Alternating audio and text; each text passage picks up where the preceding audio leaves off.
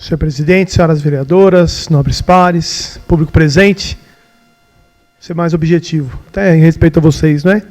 Chegamos nesse horário já mais cansados. Quero só fazer uma reflexão rápida da questão do plano de mobilidade. Grande lição ou aprendizado, eu quero crer. Em todos os sentidos. Primeiro deles, mesmo as pessoas pensando que não estão fazendo política, acho que foi um gesto tão bonito da política literal, não é? Não política partidária, mas política pública, política social, como é importante a movimentação. Para reflexão, sempre é importante também a questão dos extremos. Os extremos são sempre perigosos, não é? Então, quando a gente tem a oportunidade de crescer, acho que isso já valeu a situação, não é? Mesmo muitas vezes a gente não sendo agraciado pelos nossos pensamentos, ou gostaria que fosse aprovado tal coisa, mas não foi aprovado, é uma lição, né? O escutar. O Mário Sérgio Cortella, ele gosta sempre de falar em uma das palestras que feliz daquele que consegue enxergar no adversário o seu sustento, porque quando alguém te pensa diferente, ele te ajuda a pensar. Mas se o seu concorrente é mais forte, te faz ser melhor. Se o seu adversário pensa mais que você, faz você se esforçar mais. E eu quero pensar que a grande lição aqui é para o próprio executivo também. Talvez por desconhecimento, culpa nossa também da classe política, eu ouvi muito, principalmente no final de semana, né? Muitas pessoas nos questionaram falando assim, como que vocês fizeram um plano de mobilidade desse jeito? E aí fica o exercício da cidadania para a gente entender que é culpa nossa não ter divulgado tanto que o Poder Executivo é responsável pelo plano de mobilidade, ou pela falta do plano de mobilidade. Não é? Até mesmo hoje, no discurso, e aí os munícipes foram tão felizes, mas fica ali, olha uma situação como, vocês enrolaram tanto com o plano de mobilidade. Não é verdade, os vereadores não enrolaram com o plano de mobilidade. Na verdade, nós tentamos corrigir o plano de mobilidade. É um exercício de cidadania também. Não vejo como problema, eu acho que podemos crescer juntos. E por que eu estou falando isso? Eu não quis falar na hora da moção, até em respeito a tantas pessoas, mas eu propus para essa casa, e os vereadores acolheram a ideia, nós fizemos uma moção de apelo, para que o governo federal pense um pouco diferente a questão do investimento em pesquisa, por exemplo. Olha que exemplo mais claro aqui na cidade de Vinhedo, a riqueza da doutora Verônica, doutor Raul, o doutor Gualda, que veio aqui também espontaneamente, né, doutor da USP. Quanto conhecimento que poderia ter sido aproveitado no plano de mobilidade. Quer um outro exemplo? Quando os técnicos da prefeitura, eles tentam colocar a ação técnica a favor do município, isso acontece. Exemplo aqui do Canudos, que foi bem citado, acho que até o vereador Nil lembrou bem, não é como as ruas são pequenas ali, né, são estreitas. Teve uma época que o próprio Poder Executivo fez um acordo, fez uma parceria com a Universidade de São Francisco para pensar uma mobilidade diferente. Quando eu ouvi a questão da mobilidade, eu achei que estaria nesse projeto um estudo desse tipo. Nós somos rodeados aqui pelas maiores universidades da América Latina. Quero crer que as 10 melhores do mundo, se a gente pensar Unicamp e USP. Não é? Então, dentro o que eu trouxe para a gente refletir, nós fizemos a moção, mandamos lá para o presidente e para o ministro, e aí uma das pessoas perguntou, mas não parece uma gotinha de água, né, em relação a tanto o oceano tão grande? Não é? E grandes reflexões já dizem isso.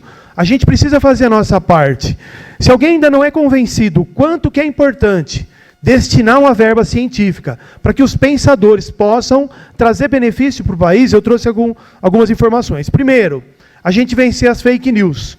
Né? O próprio ministro ele foi infeliz quando ele disse que era mesmo necessário cortar a verba das instituições de ensino de pós-doutorado, de mestrado, porque tem muita balbúrdia na faculdade. Eu faço questão de compartilhar, eu vivi dentro de uma universidade federal durante 5 anos. Nem meio-dia, nem 1 hora, eu presenciei qualquer tipo de situação dessa de balbúrdia. Se tem um problema de balbúrdia ou saindo fora do eixo, isso é um problema particular. Se tem uma corrupção, enfim, se tem alguma coisa errada, precisa ser cuidada particularmente. Você colocar os cientistas, olha o exemplo que nós tivemos aqui, doutor Raul, doutor na Unicamp, doutora Verônica, doutora na Unicamp. né? Doutora Eleusina, doutora na Unicamp. Olha quanta gente disposta a trazer benefício para a cidade. E aí o que me assusta em cortar verbas? Exemplo, nós temos os BRICS, não é? Que são os países em desenvolvimento, né? Só lembrando, né? O Brasil, Rússia, Índia, África do Sul e a... É isso, né? Brasil, Rússia, Índia, África do Sul e a China. Para cada 150 doutores da China, nós temos 4 doutores. E as pessoas talvez não conheçam, mas o que é o mais triste da gente perder a pesquisa e a gente achar que está fora dessa realidade? Exemplo, quando o Brasil deixa de investir nas pesquisas, a gente perde, por exemplo, uma verba do Instituto Dante Pazanese. O Dr. Álvaro Avezum, ele faz uma pesquisa já há muito tempo, que ele conseguiu, ele liderando a equipe, né, de doutores, de mestrandos, ele é o doutor e alguns mestrandos, ele conseguiu determinar em 52 países mais de 10 causas ou possíveis causas de infarto. Tem alguém que não falou assim, não, é melhor não estudar, como que a gente pode combater o infarto? Sandro, mas você está falando lá dos Estados Unidos, óbvio, não é? Porque ele conseguiu desenvolver a pesquisa lá. Aí é necessário que o poder público faça esse exercício. Por que eu citei, no caso do plano de mobilidade, eu conversei com alguns técnicos, né? E aí preservando os próprios técnicos, mas se a gente não romper essa preguiça política partidária que existe, eu estou mandando, eu faço isso, e não escuto o técnico, a gente vai criando um ambiente que os técnicos cada vez se afastam. Não está convencido ainda? Vou falar outro doutor da USP, doutor Ernesto Gonzalez. Ele é químico, ele trabalha com a eletrocatálise de células combustíveis. Lá em São Carlos, lá onde eu morei, lá, 5 anos. Para cada dólar investido no Brasil, os Estados Unidos, em combustíveis somente, investe $80. E aí a gente vai ficar lamentando, é a síndrome do hip do hard. Lembra daquele desenho? Ó vida, ó céus, ó azar, como tudo é difícil. Não tem mágica se não investir em educação séria. E aqui, sendo justo, quando a gente ouviu a palavra contingenciamento, né, mas na verdade foi o corte de verba, a gente tem um defeito que aí a gente traz para a cidade de Vinhedo também. De cada R$100 investidos na universidade, 42 é para pagar salário.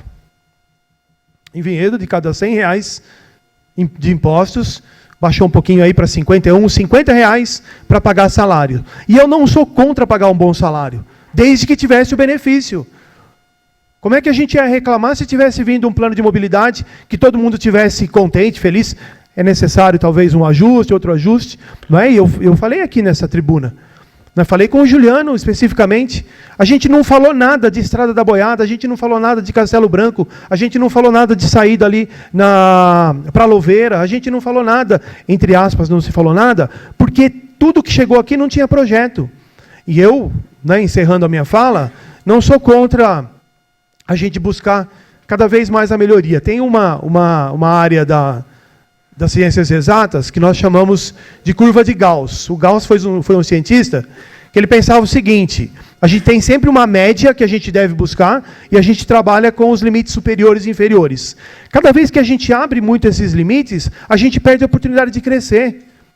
Então, de novo, o convite que eu vejo, né, do final do que eu trouxe para a gente refletir é que, mais uma vez, o Poder Executivo tem nas mãos a oportunidade de fazer um trabalho científico para que o plano diretor, que já se aproxima, ainda dá tempo. Eu sou um cara otimista, não é? Eu acho que ainda é possível a gente lutar para que a gente tenha cada vez uma cidade melhor. Porque quando a gente pensa ciência, deixei o último dado aqui.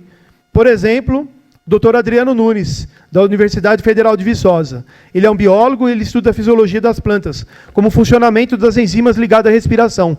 Então, enquanto tanta gente estava aí discutindo, talvez por não querer perder a discussão, a questão da Amazônia, o doutor Adriano Nunes ele faz uma pesquisa simples, que para cada vez que a gente conseguir transformar uma planta da Amazônia em um remédio, isso traz benefício para o país de $100. Ou seja, uma planta estudada, a gente traz esse benefício tão grande. Então, fica aqui uma sugestão para que o Poder Executivo tente escapar dessa armadilha política partidária somente. Não é preciso ouvir os técnicos. E ouvir os técnicos é um trabalho doloroso, não é simples, precisa de diagnóstico, precisa de estudo, mas é essencial. Então, por essa noite é só.